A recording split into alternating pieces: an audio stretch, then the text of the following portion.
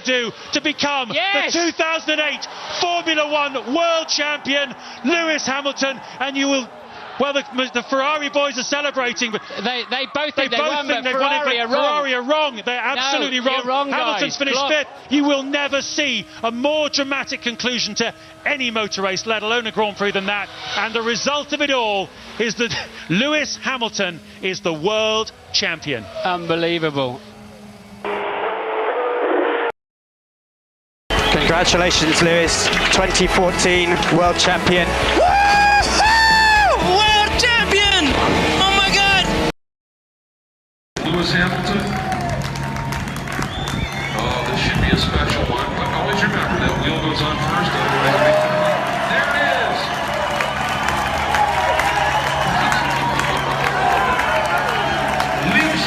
कुछ भी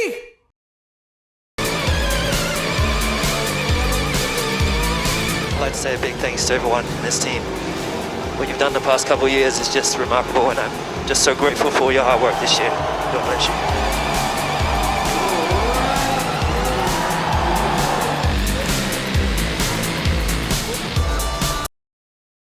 Lewis Hamilton, the man from Stevenage, has done it once again as he rounds the final corner. It's high fives for Lewis Hamilton, a five-time champion of the world. Hey Lewis, congrats, man. That's how you do it, baby. Just like I taught you. That's how you do it. Just like that. That's how you're supposed to drive. It's Lewis Hamilton, champion of the world. Lewis Hamilton now only has Michael Schumacher ahead of him in terms of world championships won. In 2020, we're off the track. Lewis Hamilton has found his voice, and on it, once again, he's found his groove. And now he finds himself alongside Michael Schumacher as top in the record books. The World Championship record is equalled. Lewis Hamilton wins the Turkish Grand Prix and is a seven-time champion of the world.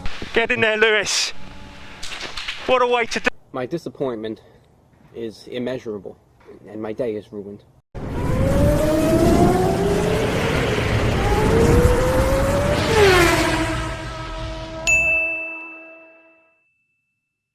So guys, we have finally arrived at Monaco GP. Welcome to the 5th episode of Fireball, and today we have another guest with us, Ishan Das. So along with Shiv, we're gonna start with qualifying, of course. So Shiv, the first takeaway from qualifying was that Ferrari on pole. Yeah, okay. Schumacher kind of messed up his car badly while he was, in FP3. Yeah, and the funny thing is, on Reddit and on Twitter, everywhere else, there are people assuming that Mazepin will drive his car into the harbor, which thankfully did not happen. But Schumacher is the one who messed up in Monaco the whole weekend. Yeah. In FP2, I also think he crashed at the same corner. And then just before qualifying, he messed up. So But a feel for as the he was rookies. coming out of the casino square, he kind of damaged his rear end of his Haas. Well, which is not, it's kind of expected. I think he damaged his gearbox also. He received a gearbox penalty. FIA released a directive saying that Schumacher has received a 5-place grid penalty, which was irrelevant because he was starting at the back row of the grid. Already. But yeah.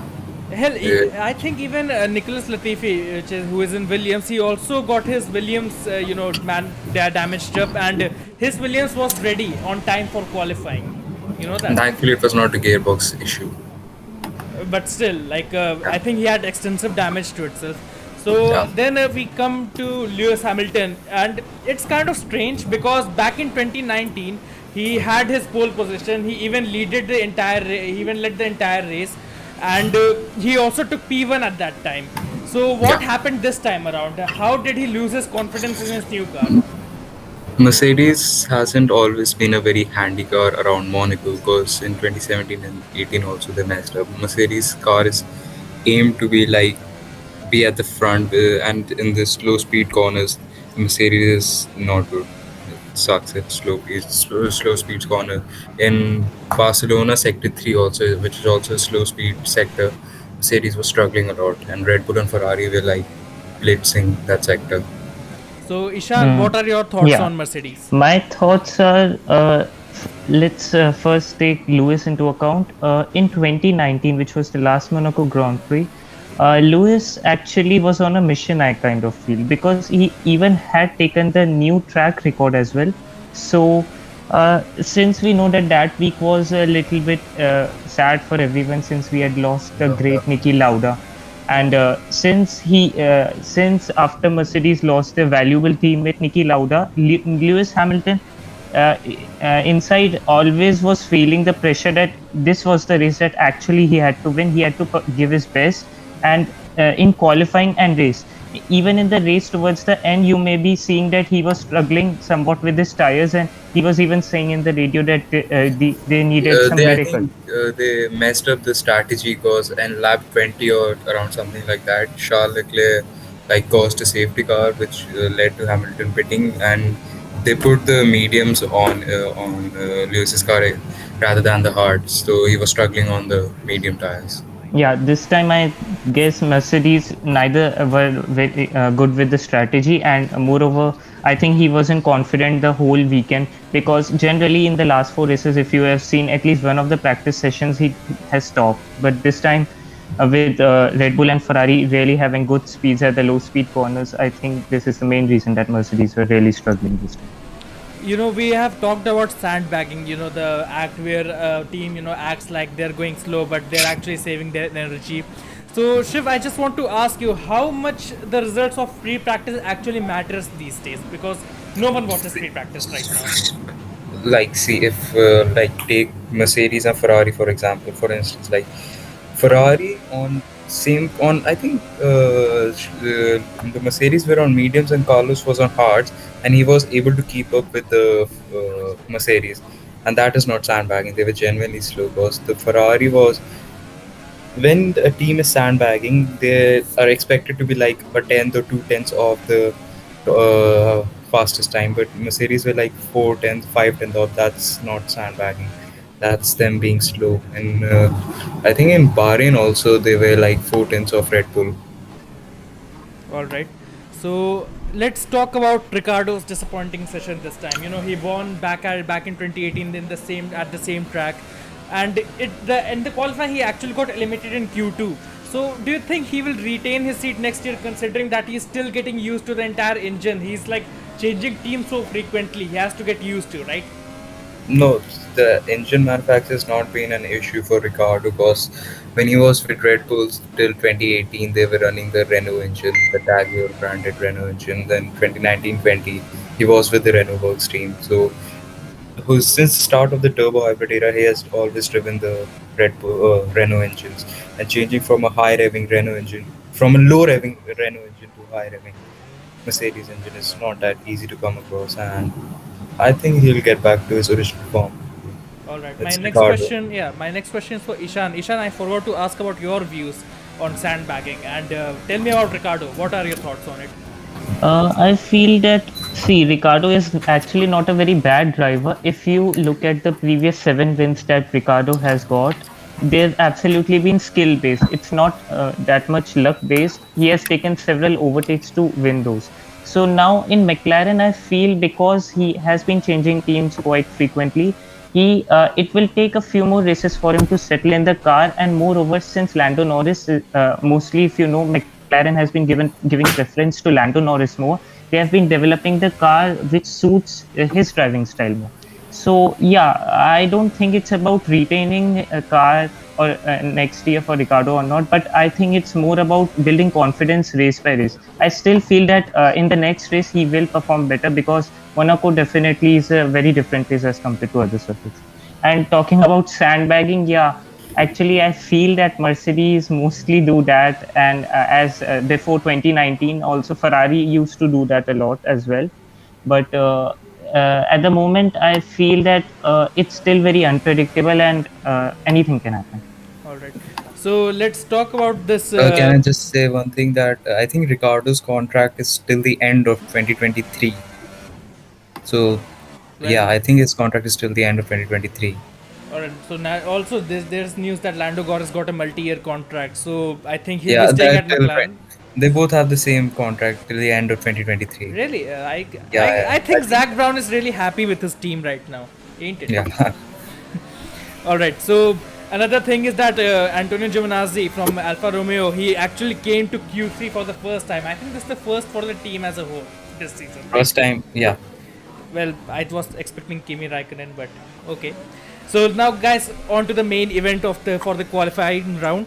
So Leclerc's hometown curse, everybody knows he didn't finish in 2019, and now we have a Q1 controversy. He crashed in the wall, and Q3. Yeah, in the Q3, and the entire every racer, especially Carlos Sainz, they were all irritated by that. What are your thoughts? What happened there? Who do you want that to answer? Like, I'll just start. Okay, I'll start. Leclerc crashed at turn 16 end of the swimming pool chicane, and he first clipped the barriers at 15, and which broke his front steering rod and front suspension, which sent him into the barrier at 16. It was not deliberate. He didn't crash on purpose. Some people were saying on Reddit, he did not crash on purpose. And coming to the main point, Sainz, Verstappen, Bottas, all three of them were up on their fastest time. In Sector 1, all three were going purple, so it could have been anyone's pole. And Leclerc was also in Sector 2, I think, was going purple. Could have been anyone's pole. Ishandas, what are your thoughts on this? Only 18 seconds were left, and do you think any changes would have been made to the entire lineup grid?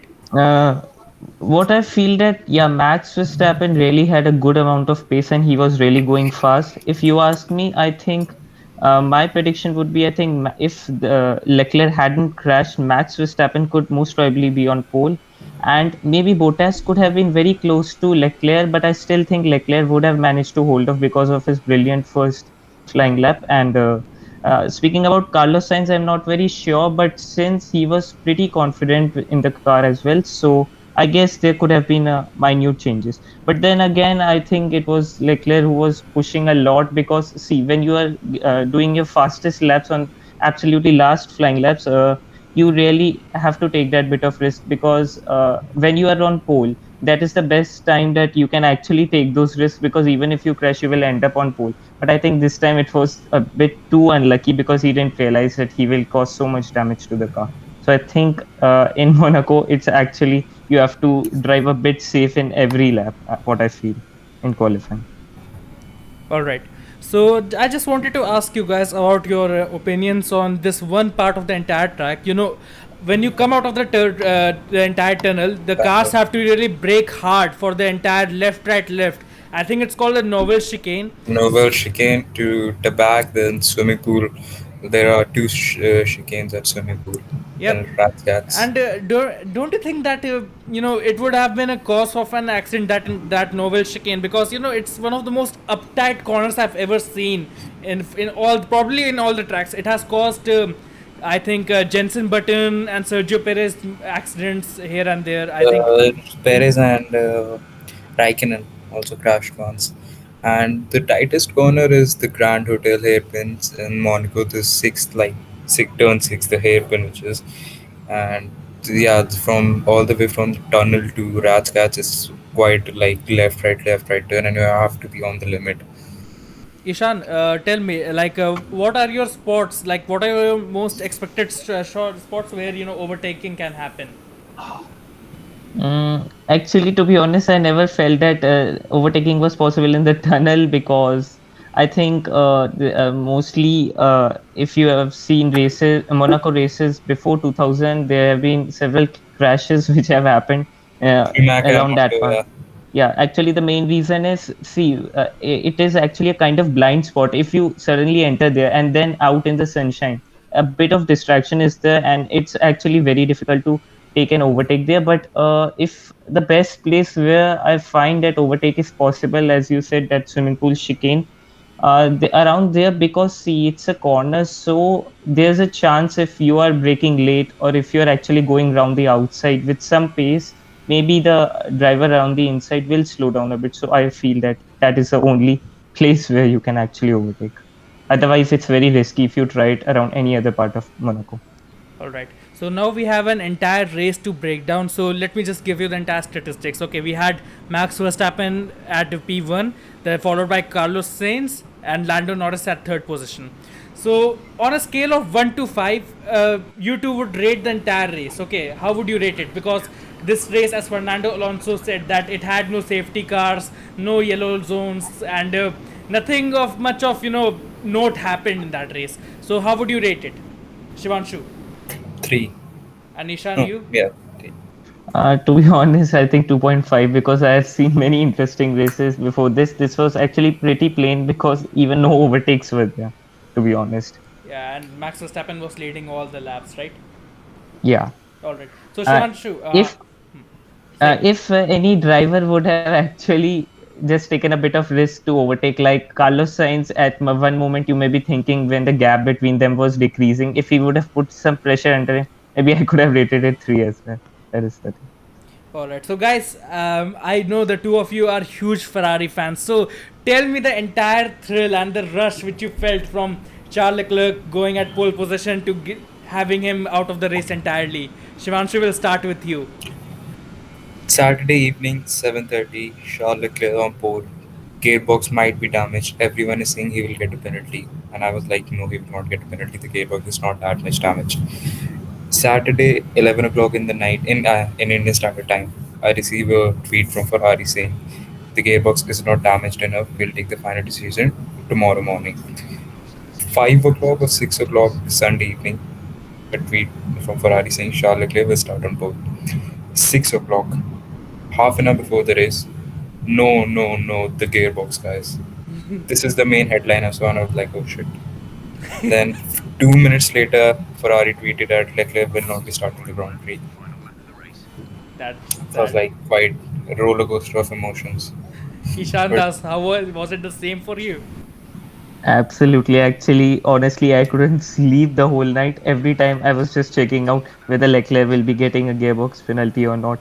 But then again, two things were going in my mind. If Ferrari took that same gearbox, will he face some issue in the middle of the race? And that is even more frustrating if you have to stop after just starting the race. So then just before the race was starting, it was absolutely a shocker for me when I saw that a DNS was written in front of Charles Leclerc. So to be honest, I was very disappointed. But then actually I absolutely turned my complete attention towards Carlos Sainz. I just felt if Leclerc is gone, now Sainz is in podium positions. And every time I was just expecting with that car, I was just going that, can he go for a win?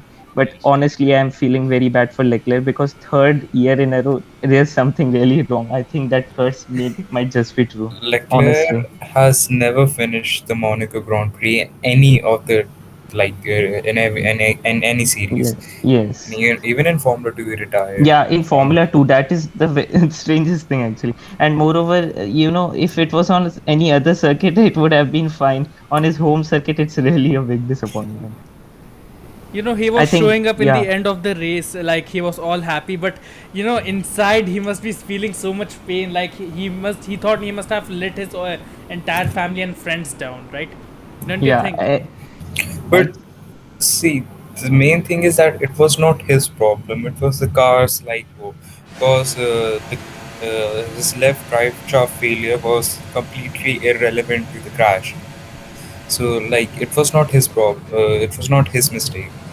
It was just a bit of bad luck. Well, that's bad luck. Like lightning struck thrice. All right, guys. Next up is again Lewis Hamilton. What the hell happened with him, man? Like he triggered his entire pit stop strategy back at lap 30. He switched to the hard tires and he wanted to undercut Gasly. And he failed to do so. What the hell happened there? Gasly... Actually, Seb overcutted both Gasly and Hamilton.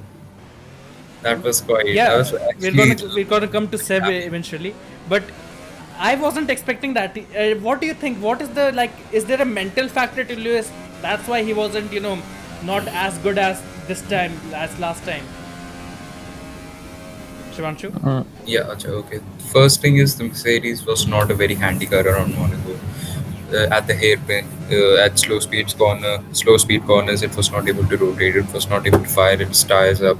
Then at the swimming pool chicane, both the chicanes, he did not have as much as commitment as Leclerc or the Ferraris or the Red Bulls had. And the Mercedes was not a handicap around Monaco. Plus, the main thing was that he was getting quite irritated, being behind Gasly for like 46 laps. So it was getting on his nerves. Plus, and after that, he pitted and he went on to the soft tires, and he had the fastest lap of the race also. So that's a little bit of sunshine also. Ishandas, what are your thoughts for this? Actually, exactly. See, I believe that basically there are two factors that actually affected his race. First of all, as you mentioned, that the F1 cars this time around are a bit slower because of the changes, and what Mercedes this time absolutely did not suit their car in Monaco. Firstly, due to those slow speed corners, their cars were struggling, and secondly, also I feel that this is a kind of racetrack where you actually need to concentrate for a long time, like 78 laps, without making too many mistakes. And I think mentally also it takes a toll on you, and he has aged somewhat. So I really feel that in the coming years also, maybe if he drives in the same circuit, I think he will struggle. Like maybe he could have a better result with if Mercedes really improve on the circuit, but still I think it takes a bit of toll on you. And in the final stages, he definitely took the fastest lap, which means actually he isn't that bad of a driver, for this race. Absolutely not. So yeah, and that is actually a new lap record also, which was previously held by Max Verstappen. So not a very bad race actually for Lewis, just one of those days where you actually aren't able to perform well. Guys, so that is, you don't know how much of this good feeling came up when they showed the entire points table, which was occupied by Max Verstappen, and damn, Christian Horner was for constructors. Yeah, that How is, did you feel, Ishan? How did you feel? Yeah, I really feel good because I was honestly bored of seeing Toto Wolff every time there. So Christian Horner, yeah, you all know how much passionate to win and bring Red Bull back in winning ways, and I really want him to see for a longer period of time there. So I'm really expecting Red Bull to perform really good in next few races, as you know that those tracks suit Red Bull as well. Well, it's only a margin of a couple of points. So do you think that Lewis can actually reclaim that spot again and bring Mercedes back on top? What I feel that really after this race, generally we have seen Hamilton bounce back really strongly whenever he has such kind of races. So I think Max Verstappen is really in for a huge threat, but that is what racing is all about. Well, good for him because he's leading the entire drivers championship for the first time, and he will become a world champion eventually, but the question is whether he can do that this season itself. So my next question, my next topic is that Valtteri Bottas's front right tire got stuck when he pitted, and it actually cost him to DNF this race. So what are your thoughts, Shiv? What may have happened? Why weren't they able to take it out? Valtteri Bottas and his front right tire and his pit stop is the best loved story since Charles and Monaco. Because in Bahrain's 2020, Mercedes also messed up. And what happened was, when the mechanic was trying to remove the tire from the axle, the wheel nut, I think it shredded to pieces. So the tire was literally stuck to the axle, and they couldn't remove it from the wheel rim. So there was no witness. They could have removed the tire, and it would have taken them around 5 to 10 minutes to just remove the tire. So that's very unfortunate of Valtteri's part. I think if Valtteri would have been second, I don't think Red Bull would have been leading the Constructors' Championship. Ishan, what are your thoughts on Valtteri Bottas this year? Well, nothing actually much to add. It was pretty much incidental. So really, I agree with Shivanshu. All right. So as a matter of fact, David and Anthony, they said that they actually spotted an angry Valtteri Bottas behind them, which comes as really strange because these Finnish guys are really cool. You see Kimi Räikkönen, you see Valtteri, they just don't. I think they only want to race. And for Valtteri, I think he wants to retain his seat at Mercedes this year. So what are your prospects for like who will occupy the seat? Will Lewis go? Will Valtteri go? What are your thoughts, Shivanshu? It will either be Lewis or Valtteri or George or Valtteri. They will not keep Lewis and George in the same seat. Or George will not wait. He will just go on, try to beat Hamilton. It will be Rosberg and Hamilton all over again. If Toto Wolff is smart, I don't think he's going to take that decision. Well, and Russell can stay at one more year at Williams. Well, think of that time when Russell actually came to Mercedes for a one-off race. And it must have been so strange for him to go from Williams to Mercedes and back to Williams. Like, he must have been disillusioned by that. Am I right? Yeah. It was quite like Mercedes messed up in Schumachaer. George Russell could have easily won that Grand Prix, but just completely Mercedes' fault. Ishan, what are your thoughts on Mercedes seats for the next year? See, honestly, I feel that it will not be good to have Lewis Hamilton give another year, because see, George Russell, we all know, is actually a very talented driver. He is kept generally alongside Max Verstappen and Charles Leclerc talent, so it will be absolutely waste of talent for yet another year. And Lewis Hamilton, I think, has achieved almost everything. There's nothing, almost not any record that is left to be broken, and mostly this, I most probably feel, is the last year that he can actually achieve that 8th world title. And next, I also feel that the same reason that both of them can really be fierce of winning that if Lewis Hamilton and George Russell are kept together. So, and that won't be very nice. So, and moreover, Valtteri has many years left still. And Lewis Hamilton, I think most probably, if he is very keen on racing next year, as I've read in many articles. So what I feel that if he wants to race, I think he will have to go to some other team if he want to continue racing. Otherwise, I feel it should be Valtteri and George Russell. All right. So now let's talk about the person who won Drive of the Day yesterday. So it was Sebastian Vettel, and what a performance he pulled in last night. Like, he is at Aston Martin, a team which is, usually is competing with Alfa Romeo or the Alpine, and he actually pulled in 5th. So what do you think? What are the factors which may have contributed? Is he actually getting better, or was it just the circumstances which aided him in getting the P5 in that race? Seb has always been very, like, what do you say, like, very fast around Monaco, because in all the years he has competed in Monaco, he has never finished outside the top 5. In 2017, we saw him pull off that overcut on his teammate Kimi Raikkonen, and now he pulled out the same overcut on Lewis Hamilton. So, yeah. All right, Ishan, what are your thoughts on Sebastian Vettel? I think definitely Vettel has been very good on this circuit. Last 3 years that Monaco has conducted the races, he has finished on podiums, not finishing less than second place in last 3 races. And moreover, I think they really were brilliant with the strategy, because not just Vettel, he went ahead of Lewis Hamilton and Gasly, but they even had a very good strategy with Stroll by running him long, and then after he went for a pit stop, he didn't lose a position. So I think that was actually a good strategy on Aston Martin's part as well. All right, and now I think we are at the final topic. So in the final stages, we had this entire thrill run with Norris, who was at P3, and Sergio Perez P4. Who do you think would have deserved the podium more, Shivanshu? Perez, any day, Perez. Because Perez, because Norris has proven himself that he is a very good driver, and McLaren. It was actually not a big surprise when McLaren decided to retain him for 2 more years. But Perez needs to outperform Verstappen at some races to really prove to Red Bull that he earns that second Red Bull seat. I think with this P4, he'll actually retain his seat next year, and put an end to the entire Alex Albon, Daniel Ricciardo, that entire cycle of the second seat changing. Am I right, Ishan? You can say that, but honestly, I am never sure of what Red Bull is thinking, because see, the races that Pierre Gasly these days is giving, I really feel that they should have shown some patience, because within half the year, you are absolutely changing the driver to Alexander Albon. That is really not good.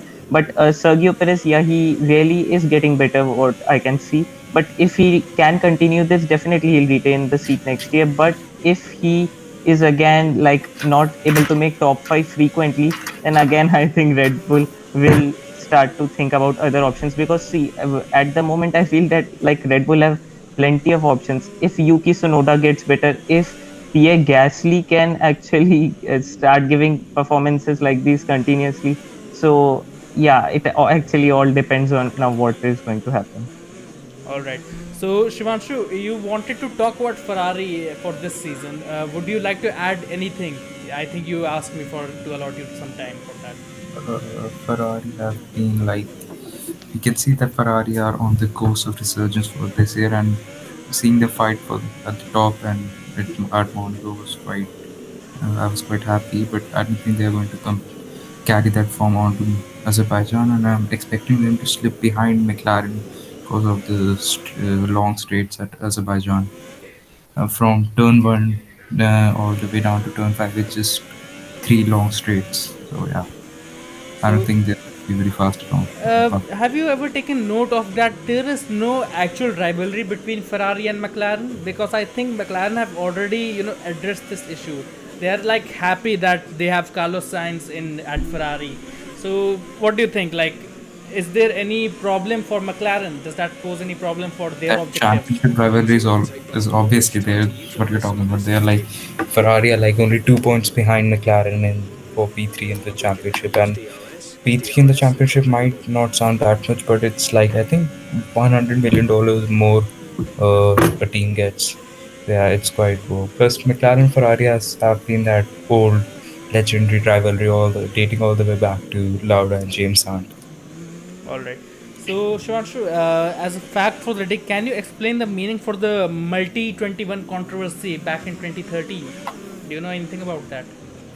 The Malaysian Grand Prix Multi21. Yeah. Where Mark Webber and Sebastian Vettel were leading a comfortable Red Bull 1-2, and Sebastian Vettel thought he was faster than Mark Webber, and he decided to overtake him, and Red Bull issued team orders and asked Sebastian to stay behind, but he was having none of it, and he overtook Mark Webber on the track. And Multi21 is the code word that Red Bull said to Sebastian to stop fighting Mark and stay at second position. But in the end, Seb overtook him and won the Grand Prix, and Webber was like furious.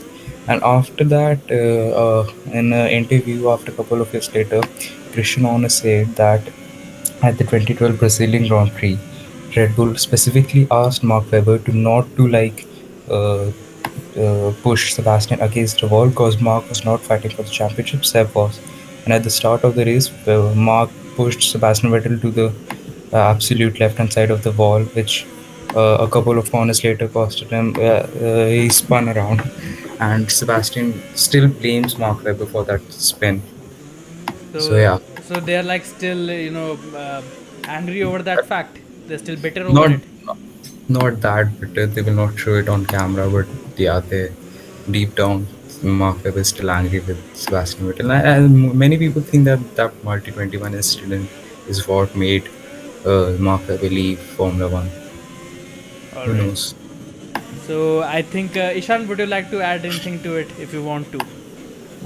No, I think that's pretty much it. All right. So I think our last topic is for we have Haas Ferrari, we have Williams Mercedes. So how do these top teams decide which driver are they going to take? What are the factors that they take in? Pretty general question. So would you like to answer it, Shivanshu or Ishan?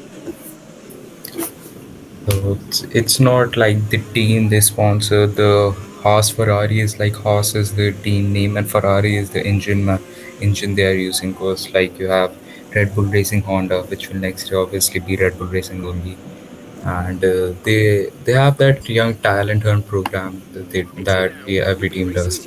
Like Ferrari have Charles Leclerc, Antonio Giovinazzi, Mick Schumacher.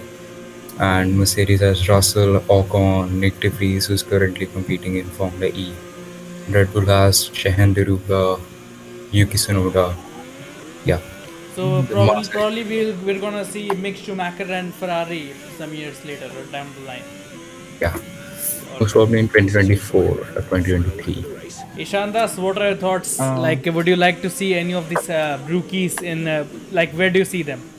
Yeah, definitely like to see in the upcoming years that these talents are given chance in the big teams. Then only actually Formula One will become exciting, because these days these drivers which are coming are more aggressive as compared to previous years, if you know what I'm saying. And see, actually, I think they actually consider 2 or 3 factors before taking any driver. These big teams, like, firstly, they see how are their performance relative to their teammate. Because if they see a long gap, if they see that they're actually maximizing their potential of that car, even if that car doesn't has that much space, like Charles did in 2018. And Max absolutely has been special driver since winning those Grand Prix at a small age. So I really believe that these all drivers have a chance. They just have to grab every opportunity that comes to them. All right. So, Shivanshu, don't think of it as a confrontation, but I know you're a big fan of Michael Schumacher. But the thing is, Lewis Hamilton is doing the same thing that Michael used to do, and he is multiplying it by 3 or 4. So, why do you not like him at all? See, it's not that I don't like him. It's that I have huge amount of respect for Lewis Hamilton, and I consider myself privileged to have watched the German national song was like the theme song of F1 at some point. Yeah, and it still is that Mercedes is a German team. Obviously, but still, you hear the British. Michael has achieved in the sport no other driver has achieved, because when he joined Benetton in 1992, well, he didn't have to rebuild Benetton that much, but he surely had to do some inside work in the team. Then when he joined Ferrari, he took that enormous task of bringing Ferrari, such a legendary name, back to the glory days. He convinced Rory Byrne, Ross Brawn, both of them to join Ferrari. Rory Byrne, Ross Brawn, Jean Todt, Michael Schumacher just changed the era of Formula One at that time. And Michael could have been easily like 8 to 10 time world champion by now, because there were some mistake on his part and Ferrari's part. 1999, he fractured his leg, which caused him to miss out on some Grand Prix, which led him to lose the world championship at the latter stages. And in 2006 also, the championship went down to the wire at Brazil, I think it was. Yes. So yeah, Michael could have easily won a couple of more championships, but it is what it is. Alright, do you remember that race where Michael Schumacher came out of the tunnel without? I think no, wait, that was another race itself. No, that was the Monaco Grand Prix only, from 2004. I wanted to go a little bit much earlier. He one of his tires popped off. Then he brought it to the pits. He had to retire, and then he angrily stomped off to his rivals. That was the Belgian Grand Prix in 1997 or 8. Can you tell me what happened there? Okay, Michael Schumacher, the Rainmeister, as we call him, was leading the Grand Prix. He was coming behind to lap David Coulthard. Before he was about to reach Coulthard, Jean Todt, the team principal of Ferrari at that time, went to Ron Dennis during the race and told him Michael is going to lap David Coulthard. Tell him to get out of the way. David Coulthard, being the guy he is, decided not to move across to the right, and it was a mistake on Michael's part also. He just misjudged his speed by a little bit, but Coulthard was staying on the racing line. Schumacher bent into his rear wing, and his whole front right suspension just completely went. And he was absolutely furious, because that would have given him the lead of the championship that season. Yeah. Alright, so I think this was our segment for an entire revision of the day.